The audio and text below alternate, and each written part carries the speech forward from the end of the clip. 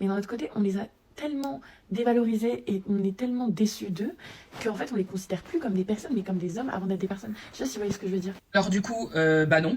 Non, il y en a marre de cette For You page de merde, voilà, qui me recommande que des bénévoles. Au bout d'un moment, avec tout ce que les femmes en fait subissent en fait sur cette terre, on va pas commencer en fait à s'excuser. Non mais je crois rêver. Mais le pire, ce sont les commentaires. Il faut vraiment qu'on m'explique ce que les femmes subissent aujourd'hui de la part de tous les hommes pour justifier une haine généralisée. Parce que pour moi, ce genre de vidéo s'apparente à des jérémiades qui ne reposent sur rien de concret. Sachant que je trouve ce discours assez étrange, surtout venant de la part d'une femme noire, qui logiquement est censée connaître les méfaits de la misogynie et du racisme. Toi qui es censé connaître dans ta chair les vices de la stigmatisation et du dénigrement, comment est-ce que tu peux adhérer à la stigmatisation et au dénigrement d'une certaine catégorie de la société? Si tu acquiesces la misandrie, ça veut dire que tu acquiesces le sexisme, et si tu acquiesces le sexisme, ça veut dire que tu acquiesces la xénophobie, donc la logique raciste. Si vous pensez que les femmes ont raison de détester les hommes par rapport à ce qu'elles ont pu vivre, ou même par rapport à ce que parfois elles peuvent encore subir de leur part, eh bien ça veut dire que pour vous les noirs devraient détester les blancs pour les mêmes raisons. Qu'importe les raisons, et même si cela provient des femmes, l'histoire nous a toujours prouvé qu'il était malsain d'inférioriser une catégorie sociale.